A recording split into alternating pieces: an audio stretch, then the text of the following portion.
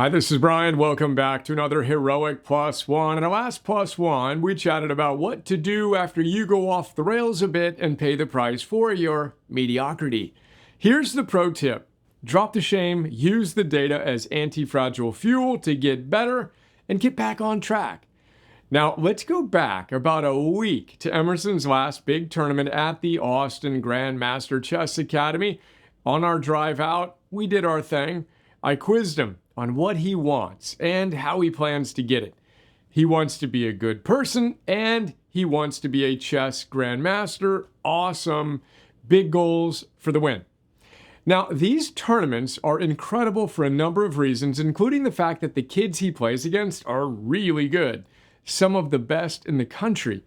I got goosebumps typing that as Emerson entered the tournament number 71 in the country for 12-year-olds. He played against 3 kids better than him. And he went 3-1. And that performance was enough to effectively bump him up from number 71 in the country to number 52. Yes, I am a proud and fascinated dad, marveling at his passion for the game and commitment to consistently training and then showing up with competitive greatness. But that's not quite what I want to chat about today. This is.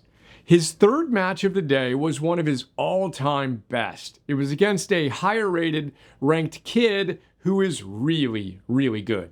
And they were playing on a top board, so I could watch the game via live stream on my phone. Now, when he's on a top board, that's live stream, and I watch the game on my main phone, then enter each move into chess.com on my bat phone, which immediately tells me whether it was a good move, a great move, or a bad move. Then the engine tells you the odds of who will win. It's fascinating to see.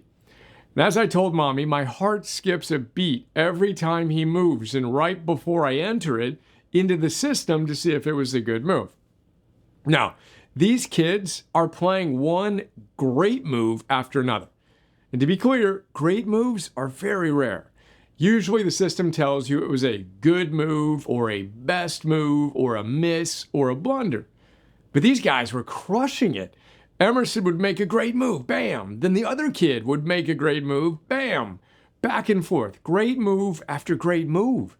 It was awesome and I was sweating just watching it. True story. Then Emerson made a mistake and the engine said he was almost certainly gonna lose the game. But he held in there, and he made a comeback when the other kid made a big mistake, and Emerson wound up winning. It was incredible. Then they had a quick turnaround between the third and the fourth match of the day.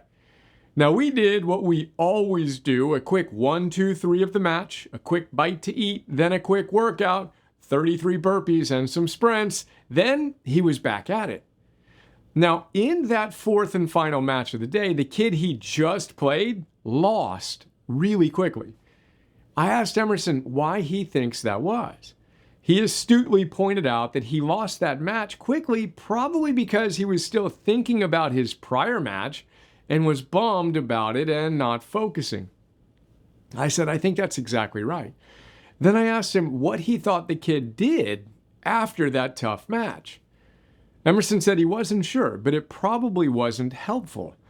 I asked him what he, Emerson, would have done after that match if he lost. He paused for a moment, and then I answered for him. I said we would have done the exact same thing we do every match. Now, that might not sound like a big deal, but it was one of those moments when you could feel that he really, goosebumps, got it.